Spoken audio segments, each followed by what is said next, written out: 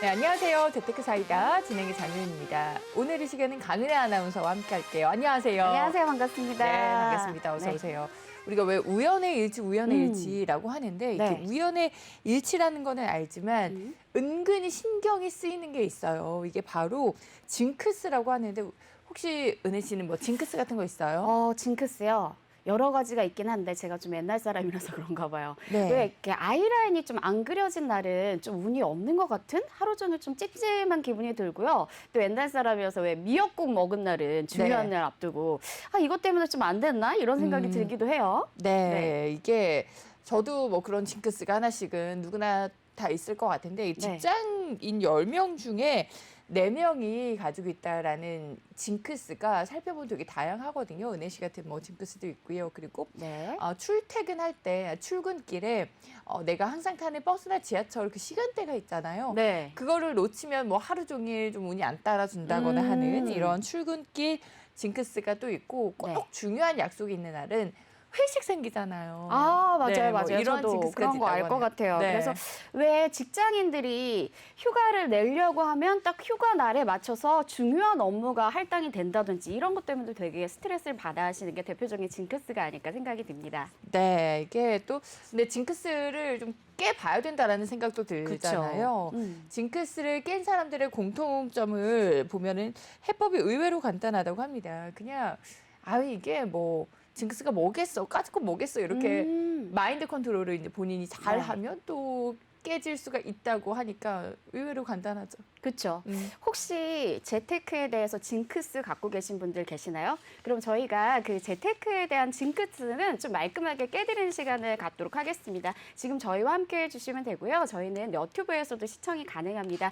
너튜브에 내외경제TV 검색해 주시고요. 많이들 들어와 주시고 실시간으로 댓글 참여해 주시면 더욱더 풍성한 방송으로 보답드리도록 하겠습니다. 네, 저희 방송 함께 하시다가 언제든지 여러분들의 의견 남겨보실 수가 있습니다. 너튜브 댓글로도 여러분들의 적극적인 참여 기다리고 있을 거고요. 자, 오늘은 한 주간 어떤 뉴스가 좀 이슈가 됐는지 굿뉴스, 배드뉴스 살펴보는 시간입니다. 은혜 아나운서와 함께 또 여러분들께 재테크 꿀팁까지 전해드릴 테니까 끝까지 함께 해주시고요. 재테크 사이다 본격적으로 출발해 보겠습니다.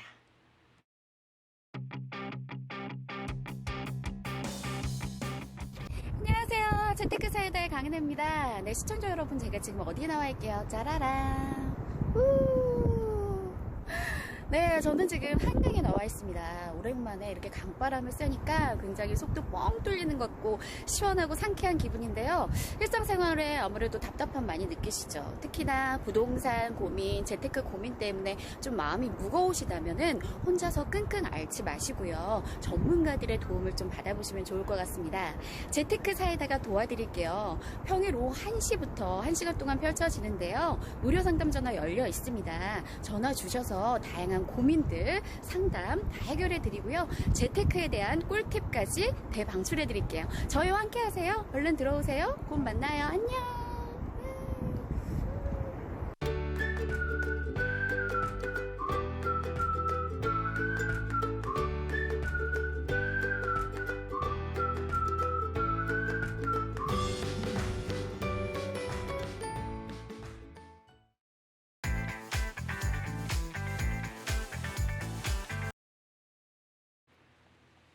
네, 재테크 사이다 함께하고 계시고요. 자, 이번에는 한 주간 이슈가 되셨던 우리 뉴스, 부동산 관련한 뉴스 살펴보는 시간입니다.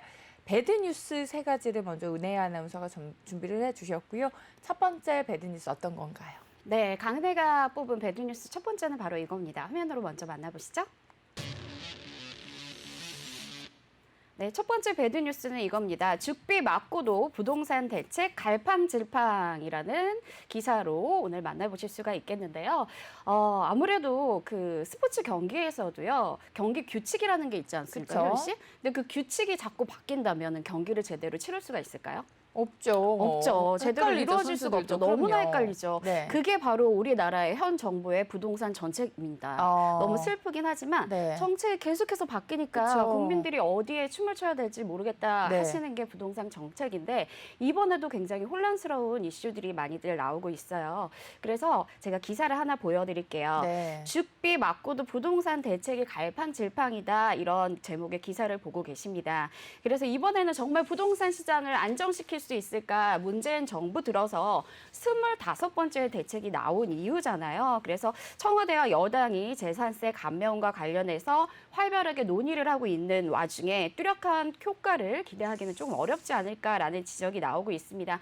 그래서 재산세 일부를 좀 감면하는 방안이 유력하게 거론이 되고 있는데 그 외에도 이제 보유세, 이제 종합부동산세, 재산세가 포함이 되고요. 또 양도세 등도 있잖아요. 그래서 그 부분을 인하를 하는 방안에 대해서 조금은 부정적인 기류가 많이 흘러서 아무래도 전반적으로는 감면 혜택이 크게 일어나진 않을 것이다. 그래서 이 부분을 좀 동결하기로 했다가 거기에 대해서 더 이상 논의는 없을 것이다. 이렇게 얘기도 나왔다가 다시 한번 조금은 좀 해주지 않을까 이렇게 이슈가 계속 바뀌고 있어서 조금 많은 분들이 특히 국민 여러분들께서 부동산 정책에 대해서 조금 공부를 많이 하고 좀 지켜보고자 하시는데도 불구하고 굉장히 헷갈릴 수밖에 없는 그런 상황들이 벌어지고 있습니다.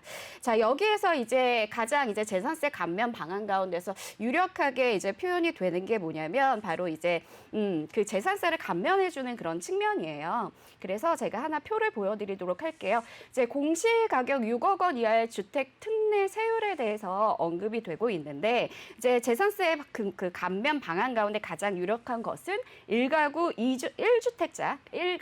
1주택자에 대해서 세금 부담을 줄여주는 내용입니다.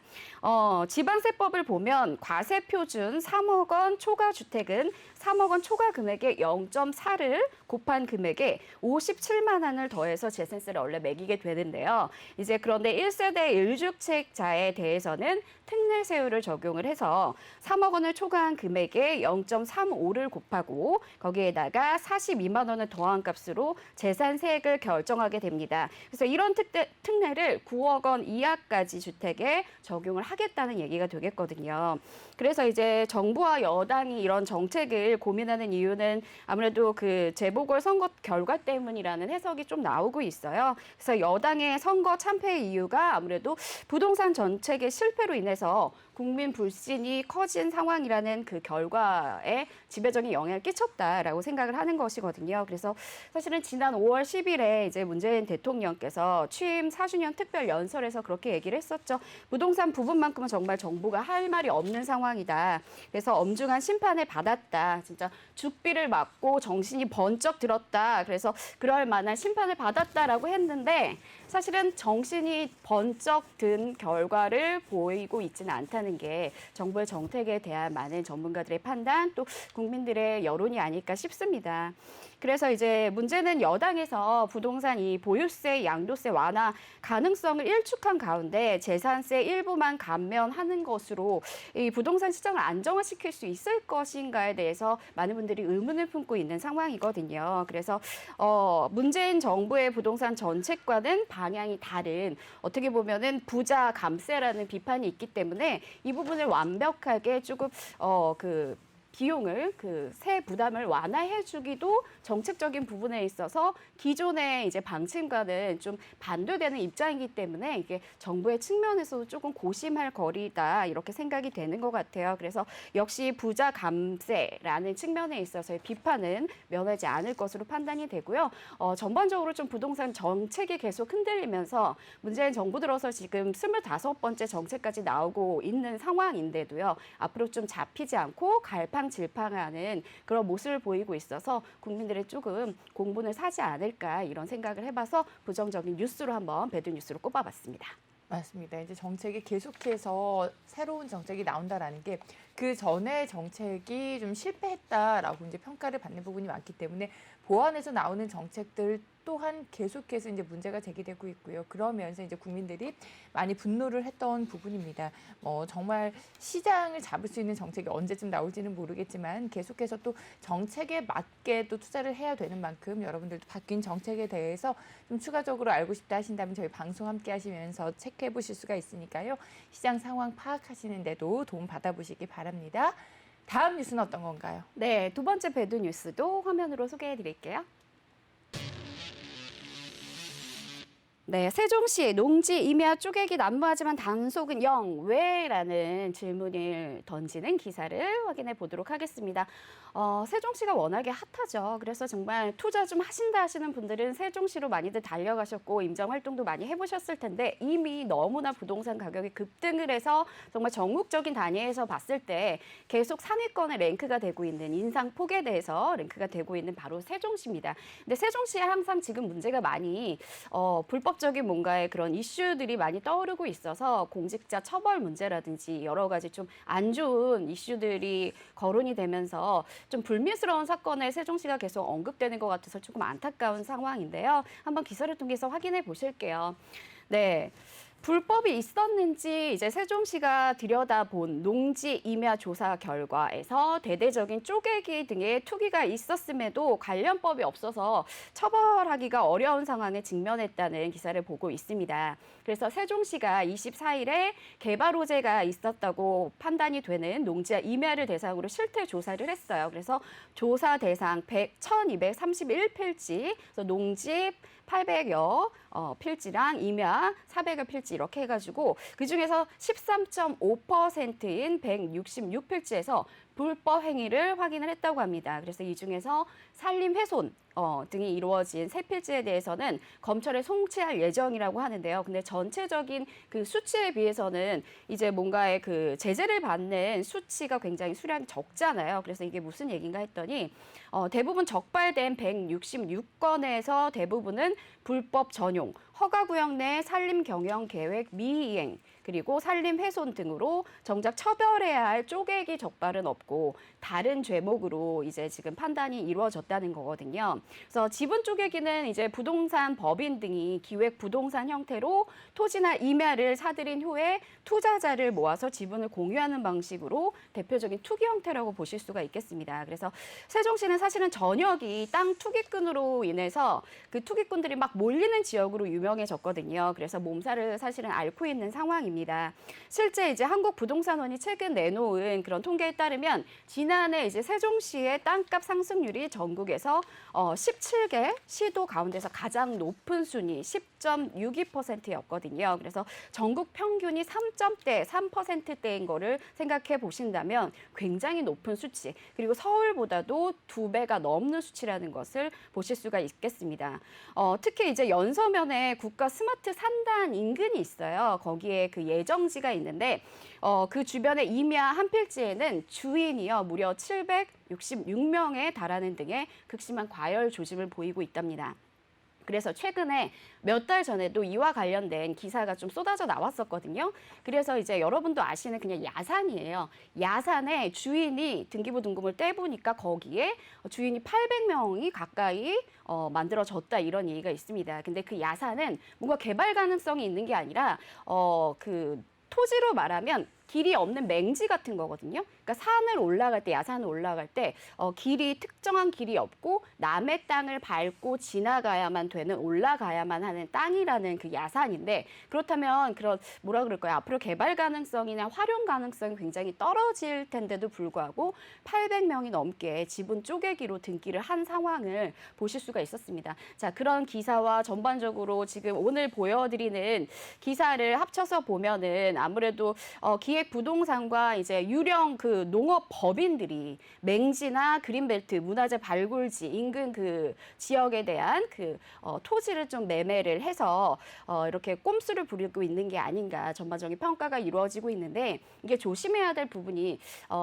이렇게 무리한 투기적인 부분에서도 위험 부담이 있겠죠. 그리고 이제 선량하게 뭔가의 토지나 임야를 좀 구매하시려는 분들에 의해서는 그 분들에 대해서는 아무래도 토지 가격을 투기로 너무 엄청나게 올려버리니까 이게 문제가 되는 거고요. 그리고 이제 구매를 하신 분에 한해서도 아무래도 이제 기획 부동산에 어떻게 보면은 살짝은 사기성으로 이제 접근을 해서 구매를 하신 경우가 많은데 실제적으로는 나중에 이 부분을 정당하게 평가를 받고 가격적인 것을 다시 보상을 받을지는 미지수라는 측면이 되게 크기 때문에 이 투기에 참여하신 분이나 아니면 이 투기로 인해서 옆에서 좀 부동산이 계속해서 가격이 상승하는 걸 보고 계시는 세종시 일대의 주민 여러분들께서는 굉장히 좀 속상한 뉴스가 아닐까 그래서 전해드려봤습니다.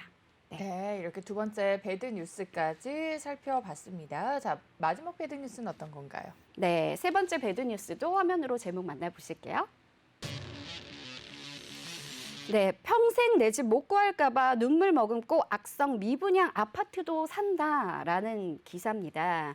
아무래도 정말 그 청포자라고 많이들 들어보셨죠. 특히나 2030 젊은 세대의 그 영혼을 끌어모아서 내 집 마련을 하겠다라는 그 의지가 굉장히 투철한데도 불구하고 반대의 극부적으로 청포자가 나온 거는 그 청약에 당첨되기가 하늘의 별 따기다. 정말 어렵다. 그래서 청약 가점이 아예 안 되고 그 가격적인 그 어느 정도의 불입금을 넣어야 되는 그런 측면뿐만 아니라 그 기간을 좀 10년, 20년은 길게 끌고 가야 되는 그런 상황 때문에 청약을 포기하시는 분들이 많아서 청포자라는 단어가 많이 나왔었는데요. 이제는 그래서 내 집을 못 구할까 봐 이제 기존의 매물을 다 들여다보다가 정말 악성 미분양 물건까지도 동이 나게 되는 상황이 펼쳐지는 우픈 상황이 펼쳐지고 있습니다. 그래서 기사를 하나 가져와 봤는데 한번 보시도록 할게요.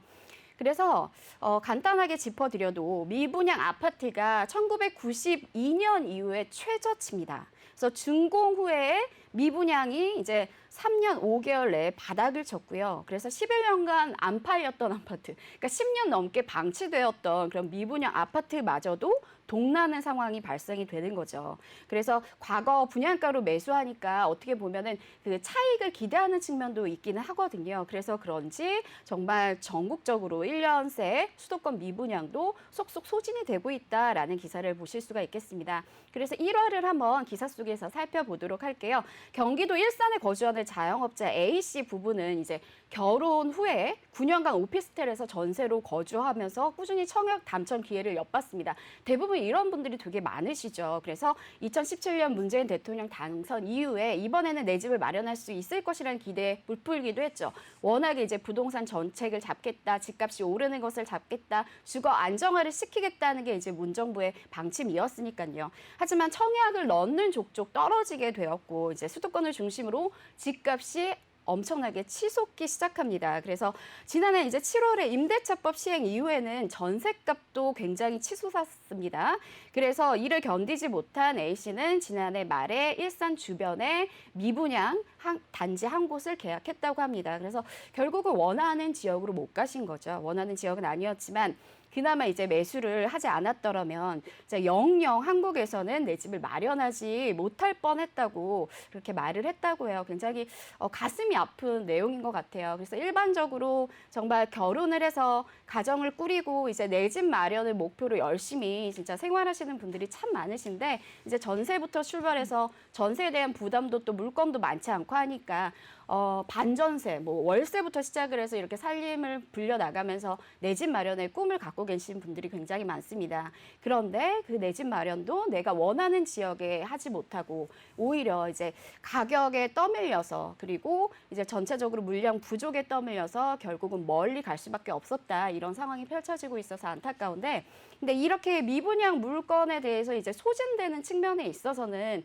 이제 건축 경기의 좀 활성화라고 해야 되나요? 그리고 이제 건설사 입장에서는 굉장히 호재가 아닐까 싶은데 일반적인 서민, 주거 안정을 꿈꾸는 분들에 대해서는 이렇게 다 미분양 아파트들이 속속 없어지고 있다고 하고 다른 사람들도 이렇게 미분양 아파트 진짜 악성 재고인데도 불구하고 그거를 구매를 한다고 하니까 나도 이제 청약을 기다리지 말고 그냥 이거를 악성 재고라도 미분양 아파트라도 나도 들어가야 되나 구입을 해야 되나 망설이시는 분들도 되게 많으실 것 같아요.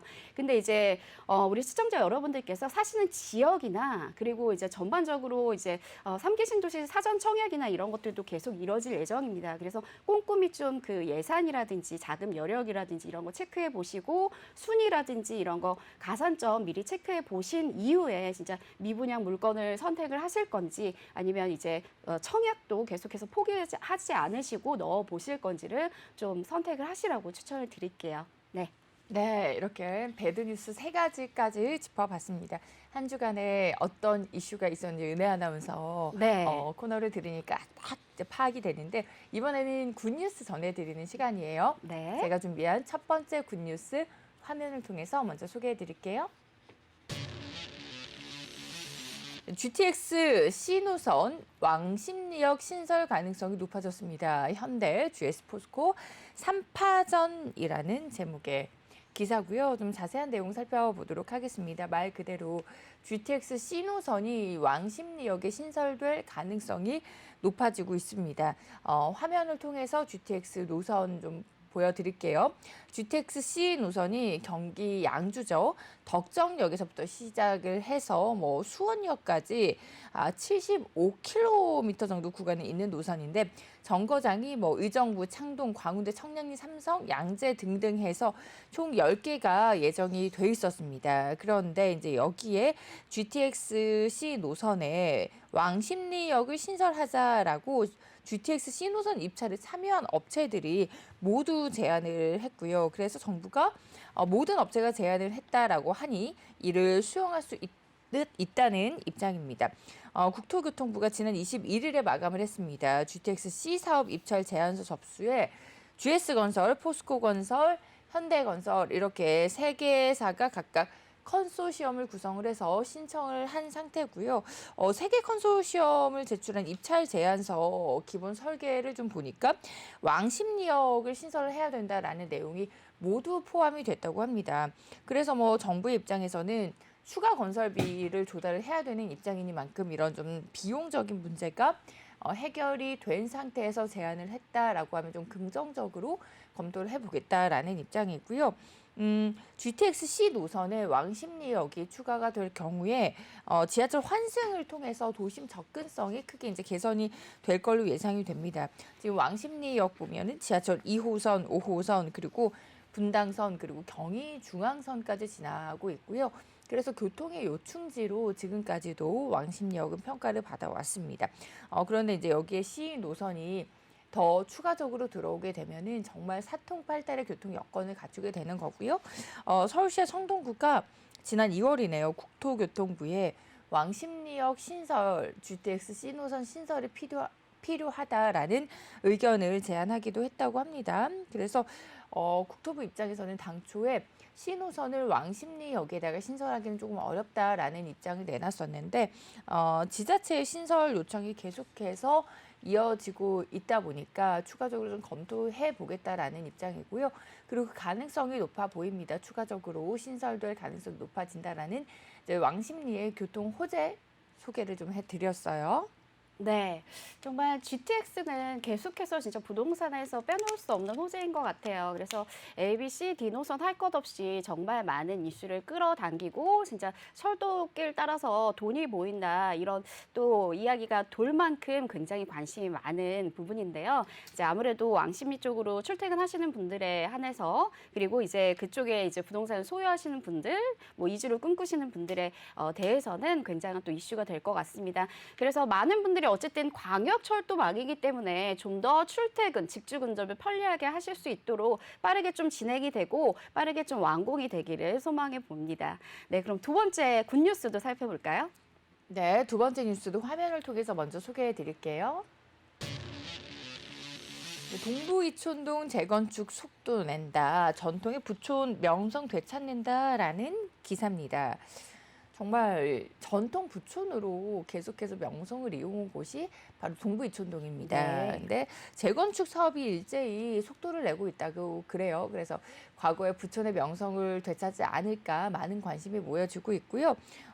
지난해요. 11년 만에 동부 이촌동에 위치한 한강 삼익 아파트가 사업 시행 인가 계획을 받았거든요. 근데 거기에 이어서 한강 맨션도 사업 시행 계획 인가가 임박했다라는 뉴스입니다. 한강 맨션이 사업 시행 계획 인가를 위해서 공람 공고를 현재 진행 중에 있고요. 큰 문제가 없는 한 공람 공고를 마친 뒤에 이제 사업 시행 인가 허가가 내려질 걸로 보인다라고 합니다. 이게 한강 맨션이 1971년도에 입주를 했으니까 꽤 오래된 아파트고요. 한강변에 바로 맞닿아 있는 입지가 있습니다. 그리고 교통도 편리한 게 지하철 4호선 그리고 경의중앙선 환승역인 이촌역이 바로 인접해 있기 때문에 교통적인 측면, 입지적인 측면에서도 높은 가치 평가를 받고 있습니다. 재건축 사업이 완료가 됐을 때는 총 15개 동 지하 3층에서 지상 35층 규모의 총 1,441가구 규모의 아파트로 들어서게 된다고 하니까 재건축이 완성이 됐을 때 그 변화가 기대가 되는 측면이고요. 재건축 조합이 시공사 선정을 위해서 기술 용역 협력업체 입찰 공고를 진행하는 등 시공사 선정 작업에도 착수를 했다고 하는데 사현장 설명회에 총 8개 업체가 참여를 했습니다. 뭐 삼성물산, 현대건설, HDC 현대산업개발 등 총 8개 사가 참여하면서 눈길을 끈 이슈도 좀 있었고요. 그리고 그동안 이제 동부 이촌동 하면은 어떤 이미지가 좀 떠오르셨어요? 노후된 아파트들이 많이 있는 네. 동네인 거잖아요. 그때 이제 신축이 들어왔던 게 마지막이 2015년입니다. 레미안 첼리투스가 2015년에 마지막으로 이제 신규 아파트가 들어왔고요. 그 이후에는 신규 입주 아파트가 전무한 상태였어요. 근데 이제 한강 삼익 아파트가 지난해 사업 시행 인가를 받으면서 재건축 산업에 좀 신호탄을 쏘아 올렸다 이렇게 평가를 받고 있고요. 뒤이어서 지금 앞서 설명드린 한강 삼익 아파트가 이제 329가구 규모로 재탄생할 예정이라고 합니다. 뭐 계획대로 계속해서 뭐 사업 시행 인가가 추진이 되고 재건축이 이어진다면 재건축이 좀 활발해지지 않을까라고 기대가 되는 부분도 있고요. 또 동부 이촌동의 재건축뿐만 아니라 리모델링 사업까지도 좀 활발히 진행 중이라고 합니다. 한가람 리모델링 추진위원회가 지난 3월 초에 조합 설립 동의서를 지금 접수를 시작한 상태고요. 그러면서 지금 리모델링 아파트 리모델링에 대해서 계속해서 꾸준히 추진이 될 걸로 예상이 되는 부분입니다.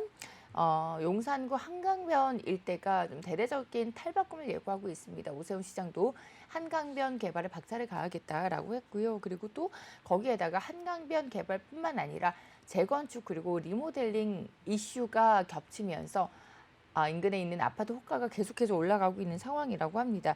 앞서 살펴드린 한강 맨션은 2달 사이에 총 2억 원 정도가 올랐다고 하고요. 그리고 인근의 아파트도 마찬가지로 4개월 만에 뭐 호가가 7억에 오른 아파트도 있다라고 하니까 이 지역에서는 부동산 상승, 가격 상승 호재에 맞물려서 또 신축 아파트잖아요. 워낙에 노후된 아파트들이 실거주하기에도 좀 불편한 측면이 있었는데 신규 아파트로 탈바꿈하면서 이제는 또 동부 이촌동이 과거의 부촌 명성을 되찾지 않을까라는 기대감이 있는 굿뉴스 두 번째 뉴스로 소개해드렸어요. 네, 동부 이천동에 또 거주하시는 주민들께서는 굉장히 희소식이 아닐까 싶습니다. 정말 한강변 일대 아파트는 그 한강을 조망할 수 있는 그 조망권 때문에 끊임없이 그런 지가 상승이나 임대가 상승을 꿈꿀 수 있어서 많은 분들이 정말 부럽다라고 생각하시는 포인트가 될 것 같은데 이제 2010년대에 새로 지어진 그 매물이 마지막이라고 하고 이제서야 이제 재건축과 리모델링이 들어간다고 하니까 굉장히 이 부분에 대해서는 많은 분들이 오랫동안 기다리셨던 소식이 아닐까 싶고요. 기쁜 소식이니만큼 축하를 해드리는데 가격이 너무 막 몇 달 새에 진짜 막 2억씩 올랐다고 하니까 살짝 또 무서워지기는 하는데 가격 안정화는 좀 가져가면서 재건축, 재개발, 리모델링이 이루어졌으면 하는 제 개인적인 소망을 전해봅니다. 맞아요. 네, 그럼 세 번째 뉴스 한번 살펴볼까요? 네, 오세훈 시장도 네. 이렇게 재건축에 속도를 내기는 하겠지만 너무 이제 가격이 폭등하는 거는 맞아요. 규제를 할 만한 정책도 함께 마련하겠다라고 이야기를 한 만큼 기대를 좀 해보도록 하겠고요. 마지막 뉴스 화면으로도 소개해 드릴게요. 네, 관악구 신림역 남부순환로 일대 재정비한다라는 이야기입니다. 기사 좀 자세히 살펴보도록 할게요. 관악구가 발표를 했습니다. 경전철 신림역 그리고 봉천동의 남부순환로 일대를 상업 중심지로 육성하겠다라고 밝히면서 재정비 사업에 착수를 하게 됩니다. 용역을 통해서 신림역 그리고 봉천동 일대를 서울 서남권의 신성장 중심지로 육성하겠다라고 밝혔고요. 자세한 지도는 저희가 화면을 통해서 소개해 드릴게요. 지도 띄워주시고요. 네, 이제 이 지역이 개발이 되는 겁니다. 특히나 개통 예정인 경전철의 신림역 그리고 서부선 연장, 봉천천, 생태, 하천, 보건 등 이제 바뀌는 지역 여건에 대응한다라는 거고요. 신림역 일대를 중심으로 하는 신림지구 중심 지역이 상업 문화 중심지로 키워지는 거고요. 경전철이 들어서는 역세권은 근린산업 중심지로 육성하는 방안을 찾습니다. 지도에 보여지고 있는 지금 진하게 표시되어 있는 이 부분이 지금 개발이 되는 거고요. 그리고 남부 순환로가 있는 봉천 지역은 상업 업무 기능을 강화하게 됩니다. 또 인근 상업 지역에 샤로숲길 구역을 이제 편입을 한다라고 하니까 지금 보여지는 이 곳들이 다 새롭게 탈바꿈한다라고 보여지면 되고 예상이 되는 부분입니다. 그래서 지금 보고 계시는 이쪽 신림지구 중심, 봉천 지역 중심 재정비 용역을 위한 업체 선정이 이제 각각 마무리가 됐고요. 마무리가 되면은 2023년 상반기까지 지구 단위 재정비 계획안을 작성을 하게 됩니다. 그러면서 주민 의견도 중요하니까 주민 의견 수립 그리고 서울시 도시건축공동위원회 등을 거쳐서 최종 확정하는 절차를 밟게 될 거다라고 하는데 사실 신림 지금 보여드리는 이 지역 또한 노후된 이미지가 좀 강했습니다. 근데 이런 지역들이 지구 단위 계획 재정비로 인해서 서남권 발전의 중심축이 될 걸로 예상이 되는 부분이고요. 그래서 주민들의 삶도 높아지고 결과적으로 봤을 때는 조금 더 관악구가 살기 좋은 지역으로 탈바꿈될 거다라는 소식이니만큼 인근의 부동산 가격 상승도 당연히 같이 견인이 되겠죠. 하지만 어찌됐든 전체적인 분위기 흐름으로 봤을 때는 관악구 자체가 좀 더 업그레이드 된다, 지역적인 탈바꿈이 있을 거다라는 반가운 소식이 전해드렸고요. 그리고 뭐 상업 중심지가 된다, 문화 중심지가 된다라고 했을 때 그 지역이 경제 활성화까지 이뤄지는 부분이니만큼 굿뉴스, 세 번째 굿뉴스로 전해드렸습니다. 네, 이쪽이 굉장히 뭐 신림, 봉천 이쪽이 그 직장인분들이요 조금 여유가 없으실 때 굉장히 접근하기 좋은 지역이라고 저도 많이 전해 들었고 그 20대 때 친구들도 굉장히 많이 살았던 동네거든요. 그래서 강남에 이제 출퇴근하시는 분들 접근성도 좋고 생활 인프라 뭐 이제 상권이라든지 먹거리 이런 거 굉장히 활성화가 잘 되어 있습니다. 근데 효은 아나운서 말씀하셨듯이 약간 좀 낙후된 그런 이미지가 있어서 아쉬웠던 점이 있고요. 좀 교통 체증이라든지 이런 것들이 있었는데 이제 전반적으로 좀 낙후된 이미지를 벗고 이제 그 정비가 들어간다고 하니까 그쪽에 이제 거주하시는 분들 이제 새롭게 좀 뭔가 미래를 꿈꾸는 청년층에게 좀 희망을 전할 수 있는 지역으로 탈바꿈 되기를 기대해 보겠습니다. 네, 이렇게 해서 부동산 뉴스 레이더에서 굿뉴스 3가지, 배드뉴스 3가지 짚어봤습니다. 저희는 잠시 후에 부동산 이슈 팩트로 돌아올게요.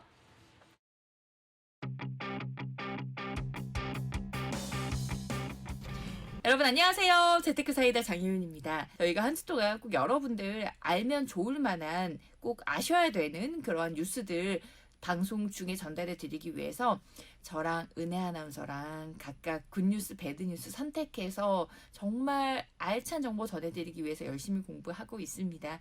저희 방송 보시면서 혹시나 한 주간에 이제 부동산 소식을 놓쳤다 하시는 분들 화요일에 함께 하시면 주요 뉴스들까지 전해드리고요. 그리고 청약도 정보를 잘 알아야 되잖아요. 청약 일정들까지도 저희가 방송 중에 전해드리는 거니까 화요일에 그러한 정보들 잘 많이 좀 습득을 하셨으면 좋겠습니다. 그리고 요즘에 부동산 투자하시는 분들 보니까 세금과 관련해서 가장 걱정이 많으신 것 같아요. 특히나 우리 다주택자 분들은 세금에 대한 걱정이 더 많아지셨을 텐데 세금 정책이 계속해서 바뀌다 보니까 좀 너무 많이 어려우시죠. 너무 많이 힘드시죠. 걱정 많으시죠. 그래서 저희가 매주 목요일은 세무법인 한울의 전병옥 세무사와 함께하면서 여러분들 세금과 관련된 고민 꼼꼼하게 다 풀어드리고 있습니다. 그리고 매물 정보도 궁금하시죠. 요즘에 어디에 투자를 해야 될지, 어느 지역이 뜨고 있을지, 그리고 그 지역에서 어떤 매물에 접근하면 좋을지, 또 어느 지역에 어떤 호재가 있는지 이 부분도 궁금하실 것 같아서 매주 금요일은 여러분들께 알짜 매물 소개해드리는 코너로 또 준비가 되어 있습니다.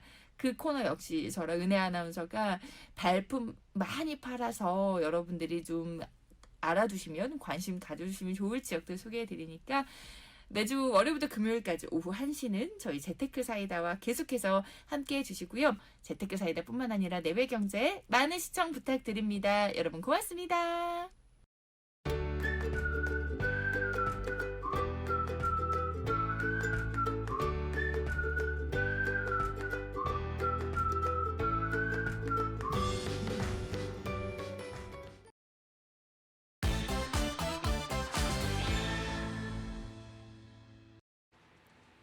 네, 재테크 사이다 생방송으로 함께하고 계시고요. 자, 지금부터는 재테크 시장의 이슈, 키워드를 통해서 살펴보는 시간입니다.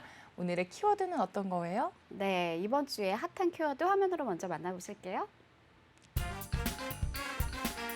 네, 재테크 이슈 팩트 오늘의 주제는 이겁니다. 로또 사전 임박 3기 7월. 자, 7월에 뭔가 설레임을 좀 떠올리셔도 좋을 것 같아요. 네, 7월에 설레임 하면은 네, 딱 떠오르는 게 있습니다. 바로 3기 신도시 청약이 이제 시작이 되는 건데, 역시. 네. 네, 워낙에 이제 전셋값도 높고 또 내 집 마련하기 힘드신 분들이 청약으로 참 많은 관심을 돌리고 계십니다. 그래서 무주택자라고 하면은 3기 신도시 때 꼭 이번에 기회를 잡아야 되겠다라고 생각을 하시는 분들 많으실 텐데, 이런 기회는 좀 준비되어 있는 자들만 잡게 되는 것 같아요. 그래서 오늘 은혜 아나운서와 함께는 예비 청약자들을 위해서 청약 꿀팁들 살펴보는 시간 좀 마련을 해봤습니다. 네. 먼저 청약 지역 그리고 공급 대상부터 살펴볼까요? 네, 지역을 먼저 확인해 보도록 하실게요. 화면으로 보여드릴게요. 네. 보시다시피 올해 이제 3기 신도시 등 사전 청약 지역을 이렇게 보실 수가 있습니다. 서울을 주변으로 해서 보시다시피 파주, 운정, 고양, 장안, 고양, 인천, 그다음에 부천, 그리고 시흥, 안산, 군포, 의왕, 청계, 성남 지역 있고요. 위례, 하남, 그리고 남양주까지, 구리까지, 양주, 의정부까지 보실 수가 있는데, 이렇게 아무래도 정부의 방침이요. 3기 신도시를 개발하는 거는 이제 서울권으로 몰리는 그 인구를 좀 분산 효과를 주면서 주거 안정을 좀 꾀하는 측면이잖아요. 그에 맞춰서 서울로 이제 출퇴근하기가 좋은 지역에 직주 근접을 꾀하실 수가 있는 지역들이 많이 3기 신도시로 사전 청약을 진행할 예정이니까 많은 분들이 좀 눈여겨보시면 좋을 것 같습니다. 그래서 원래는 이제 현재 거주하는 지역 중심으로 해서 사전 청약을 이제 진행을 하셔야만 좀 더 유리하시지만, 아무래도 이제 입주까지 기간이 좀 많이 남아있기 때문에 나중에 좀 이주를 하셔도 상관이 없는 부분이거든요. 그래서 이제 내가 지금 꼭 사는 지역이 아니더라도 내가 직장 근처 지금 사는 인근에서 조금 가까운 지역으로 눈여겨보셔도 좋다는 측면 강조를 해드리고요. 일단은 이제 전반적인 사전 청약에 대해서 말씀을 드리면, 이제 국토교통부가 지난 4월에 3기 신도시 9,400호 등을 포함해서 사전 청약을 32,200호를 확정한다고 보도자료를 냈습니다. 그래서 이번 정부가 수차례 예고한 3기 신도시의 사전 청약 시기가 어느새 임박한 건데요. 오늘 7월입니다. 얼마 남지 않았죠. 그래서 본격적으로 이제 사전 청약이 시작될 예정입니다. 그래서 5선 이제 공급 대상은 두 종류라고 크게 보시면 될 것 같아요. 이제 공공 분양이 있고 신혼 희망 타운이 있습니다. 그래서 우리가 알고 있는 브랜드 아파트는 이제 사전 청약의 공급 대상은 아닙니다. 관심 지역 내에 사전 청약 예정 공급량을 일단은 살펴보셔야 되는 게 중요할 거고요. 그리고 전체적으로 이제 공급량이 많아 보이지만, 이제 내가 정작 관심이 있고 내가 이주를 꿈꾸는 곳의 이제 지역에서는 공급량이 적거나 없을 수도 있기 때문에 미리 좀 따져보시고 계획을 잡아보시는 게 중요할 것 같아요. 네, 이렇게 청약 지역 그리고 공급 대상까지 살펴봤는데, 이제는 당첨 가능성이 얼마나 될지 자가 점검 좀 해볼까요? 네, 점검을 좀 해보셔야겠죠. 그래서 나는 어디에 해당이 될까 미리 점검을 해보시고 나중에 이제 3기 신도시 그 홈페이지에 들어가셔서 더 꼼꼼하게 체크를 해보시는 걸 권유를 드릴게요. 이제 청약 조건은 충족이 되지만 점수로 당첨자를 선정하는 신혼 희망타운, 납입 인정금으로 당첨자를 선정하는 공공 분양에서 각각 점수와 금액이 낮다면 당첨의 그 가능성이 희박해질 수가 있습니다. 그래서 어떻게 보면 사전 청약이 희망적일까요? 아니면 희망 고문일까요? 라는 그런 글들도 본 적이 있는데 정부가 사전 청약에 앞서서 예고한 청약 제도 개편 사항을 바탕으로 팩트 체크를 좀 들어가 보도록 하겠습니다. 이제 생애 최초나 신혼 부부의 그런 소득 기준을 현재는 상향을 시킨 측면을 보실 수가 있는데요. 이제 청약 자격증의 소득 기준이 되는 도시 근로자 월 평균 소득이 그러니까 맞벌이 가구의 실제 소득보다 좀 많이 밑돈자는 점을 인식을 했어요. 그래서 그 기준을 높인 것입니다. 그래서 현실 반영 측면은 아무래도 좀 현실 반영을 한 거는 참 잘했다라고 박수를 칠만 하지만 청약 대상자를 늘려준 부작용은 또 동반한다고 보실 수도 있겠어요. 그래서 표를 좀 보시다시피 특별 공급 지원 대상자를 확대를 했습니다. 그래서 생애 최초는 130%까지 이제 인정을 해주고요. 신혼부부는 140%까지 인정을 해주는 격인 거예요. 그래서 소득 기준을 좀 상향시켰다고 보시면 되겠는데 월 평균 이게 소득이니까 월 평균이 이제 합산을 했을 때 780만 원 미만으로 나와야겠죠. 생애 최초 같은 경우에는 네. 그리고 신혼부부 같은 경우에는 840만 원을 좀 밑도는 경우로 만드셔야지 이제 신혼부부의 혜택을 받으실 수가 있다는 측면을 보실 수가 있는데 이게 조금 그래도 더 이제 상향 조정을 해드린 거예요. 그래서 완화한 기준이라는 것을 살펴보시면 좋겠습니다. 네, 이렇게 특별공급 지원 대상자가 확대가 되고 있다라는 이야기까지 해봤는데 공급 부분도 체크를 해봐야 될 것 같습니다. 과연 특별공급을 좀 줄이고 일반 공급을 늘리게 될지 어떤 상황인가요? 네, 현재 그 공공 분양 공급 물량은 85%가 특별 공급이고요. 나머지 15%가 이제 일반 공급으로 이루어집니다. 그래서 이제 지난 2월에 청약 제도 개선을 예고하면서 청약 인정의 그 납입금이 높은 순으로 당첨자를 선발하는 일반 공급 물량은 그대로 두고요. 그리고 납입금이 적어서 이제 당첨 가능성이 낮은 30대 전후 가정에게 당첨 기회를 넓히기 위해서 추첨제 물량을 이제 35% 확보한다고 밝혔거든요. 근데 이것도 약간의 부작용을 또 낳을 수가 있습니다. 왜냐하면 이제 현행의 그 특별공급 배정 85%를 이제 50% 낮추게 되면은 가장 배정이 높은 신혼부부 그리고 생애 최초 특별공급에서 그 물량을 어떻게 보면은 빼올 수밖에 없는 상황이거든요. 그래서 팩트체크 1에서 이들의 이제 소득 기준을 높여서 청약의 그 참여 기회를 확대해 줬다고 제가 말씀을 드렸잖아요. 근데 뭔가 좀 아이러니하기도 하죠. 왜냐하면 좀 배꼽은 키워놓고 밥을 좀 줄여서 주는 격이 아닐까 이렇게 또 판단하시는 분들도 많이 보이고 있습니다. 네. 네, 자 마지막 팩트 체크입니다. 바로 공공 분양에 청약을 할 수 있는 통장의 종류인데 여기도 좀 자세히 살펴봐야 될 것 같아요. 네, 기존에는 아무래도 공공 분양에서 청약할 수 있는 통장은 그 주택 청약 종합 저축하고요. 청약 저축으로 알고 계신 분들이 많으셨을 거예요. 그런데 이거에 더해서 이제는 청약 예금과 청약 부금 통장까지 갖고 있는 청약자도 공공 분양에 청약이 가능하도록 청약 제도를 개편할 예정이라고 합니다. 되게 또 희소식이 될 수 있을 것 같아요.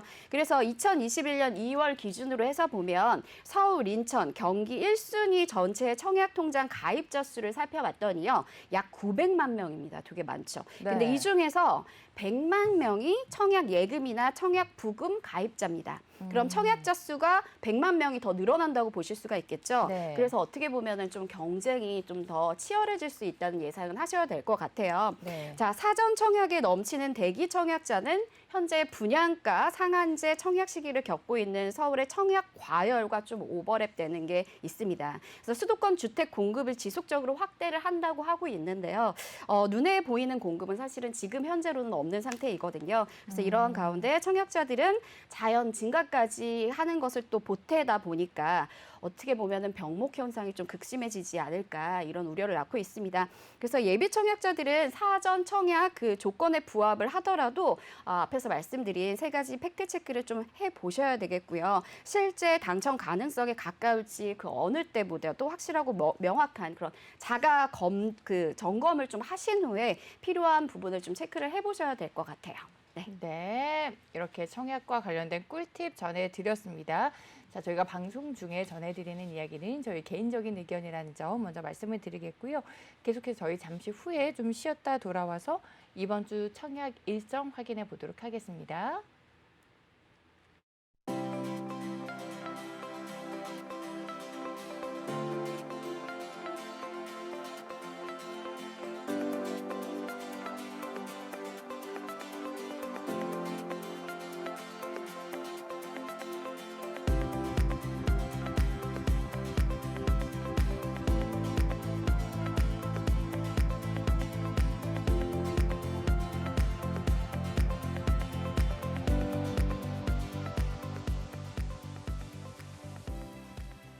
네, 재테크 사이다 생방송으로 함께하고 계시고요. 이번에는 좀 재테크를 위해서 아니면 내 집 마련을 위해서 청약에 대기하고 계신 분들에게 좀 알짜 꿀팁 전해드리는 시간입니다. 한 주간 진행될 청약 일정 살펴볼까요? 네, 청약 일정 좀 짚어보도록 하죠. 자, 5월 넷째 주입니다. 5월 넷째 주에는 전국의 8곳에서 총 2,981가구가 이제 공급이 될 예정이고요. 이제 모델하우스는 이 편한 세상, 성립, 더 노블 포함해서 총 10곳에서 오픈할 예정이고요. 당첨자 발표는 15곳, 계약은 13곳에서 진행이 될 예정입니다. 지역적으로 제가 잠깐 짚어드릴게요. 서울은 에비뉴 1000개가 있습니다. 한 곳이 있고요. 경기도는 5건이 있는데 동탄역에 금강 펜투림 더 시글로, 그다음에 봉담 자이 라피네가 있고요. 그리고 더샵 지제역 센트럴파크가 있습니다. 그리고 이천에 지남지구 우방 아이유 쉘 메가 하이브가 또 준비가 되어 있고요. 네. 향남역에 한양 수자인 준비가 되어 있습니다. 그래서 경기권에 이제 5건의 분양 물건을 확인해 보실 수가 있고, 충북에는 이제 강곡 포근이 한 건이 준비가 되어 있습니다. 그리고 전북에는 완주 모아 미래도 센트럴시티 3차가 한 건이 준비가 되어 있는 것을 확인해 보실 수가 있고요. 자, 오늘이네요. 오늘 이제 준비하실 분들을 위해서 25일에 분양 물건을 좀 살펴보도록 할게요. 자, 지금 파란색으로 표시가 되어 있는 부분이 1순위 물건이라고 보시면 되겠습니다. 자, 1순위는 평택 지제역에 더샵 지제역 센트럴파크 준비가 되어 있고요. 화성 동탄입니다. 동탄역에 금강 펜트리움 보실 수가 있겠습니다. 봉담 자이 라피네 같은 경우에는 이제 화성 봉담 지역에 위치해 있고요. 에비뉴 1000개 같은 경우에는 유일하게 이제 종로 1000개, 서울시에 있는 유일한 물건이라고 보시면 되겠어요. 그리고 이제 완주 복합행정타운 이 물건 같은 경우에는 전북, 전라북도 완주의 물건입니다. 이렇게 1순위 이제 분양 물건도 확인해 보셨고, 이 밑에 이제 그 주황색으로 표기가 된 부분은요, 오피스텔 물건이라고 보시면 되겠어요. 서울이네요. 마포 신공덕동에 오피스텔도 준비가 되어 있습니다. 그리고 밑에 이제 진회색으로 표시가 되어 있는 부분은 무순위입니다. 그래서 지금 내가 좀 청약 가점이 낮아서 고민이시다 하신 분들이라면 이 부분을 꼭 체크를 해보셨으면 좋겠어요. 그래서 대구 중구에 준비가 되어 있습니다. 그리고 동대구역 골드클래스 같은 경우에는 대구 동구 물건입니다. 그리고 사상역은 부산 사상구에 있습니다. 그래서 경보 센트리안 3차까지도 준비가 되어 있으니까 지금 1순위 물건, 그리고 지금 오피스텔 물건 서울에서도 보실 수가 있었고요. 무순위까지 오늘 청약 접수 받고 있으니까 오늘 기회 놓치지 마시고 꼼꼼히 체크해 보시고 청약 도전해 보시면 좋을 것 같습니다. 네, 지금까지 한 주간 청약 일정 그리고 뭐 분양 일정에 대해서 살펴봤습니다. 여러분들 좀 청약에 관심 있으신 분들 많으셨을 텐데 일정을 잘 체크하지 않으면 또 기회가 날아갈 수가 있잖아요. 그럼요. 그래서 일정 잘 체크해 보실 수 있도록 이렇게 한 주간 청약 일정까지 살펴봤습니다. 자, 그리고 저희가 오늘 뭐 굿뉴스, 배드뉴스 이렇게 전해드렸는데요. 저희 계속해서 좀 뉴스를 조금 더 살펴보도록 하겠습니다. 잠시 후에 돌아와서 저희 부동산 뉴스 좀 확인을 해 보도록 하겠고요. 잠시만요. 제가 오늘의 주요 뉴스 확인을 해 보도록 하겠습니다. 네, 실시간으로. 네, 네. 부동산 뉴스고요. 오늘은 과연 어떤 뉴스들이 핫했는지 확인을 해보도록 하겠습니다. 주요 네. 뉴스 화면을 통해서 좀 띄워주시기 바랍니다. 임대차법 후폭풍, 월세가 늘어난 임대차 시장이라는 기사 먼저 확인을 해보도록 할게요. 임대차법 시행 후에 9개월간의 월세 비중이 계속해서 늘어났다고 합니다. 전월세 가격이 계속해서 올랐고요. 그리고 그러면서 9개월간 임대차 월세 비중이 늘어나고 전셋값 급등할 만한 불씨는 여전하다라고 합니다. 매물이 부족한 상태라는 우려는 계속해서 나오고 있던 상황이고요. 앞서서 계약갱신 청구권 그리고 전월세 상한제 등 임대차법의 여파로 전세난이 계속해서 심해지고 있다라는 뉴스는 저희가 전해드렸습니다. 그리고 바로 다음 주에요. 전월세 신고제도 앞두고 있어서 전셋값 급등의 불씨가 여전히 남아있다라는 지적도 있습니다. 네. 임대차법 시행 전에 9개월간의 이제 월세 거래를 살펴보니까 전체 거래 가운데 원래는 28.4%였던 것에 비하면 5.9%포인트 늘어났다라는 건데 계속해서 집값 상승에 대한 우려 그리고 전세 물량 부족, 월세 물량 부족에 대한 우려는 계속해서 늘어나고 있는 상황이니만큼 좀 법률적 보호 장치가 더 세밀하게 마련될 필요가 있어 보입니다. 네. 이렇게 오늘의 뉴스 하나 또 살펴봤고요. 저희가 준비한 소식은 여기까지입니다. 저희는 내일 이 시간에 다시 인사드릴게요. 함께해 주신 여러분 고맙습니다. 고맙습니다.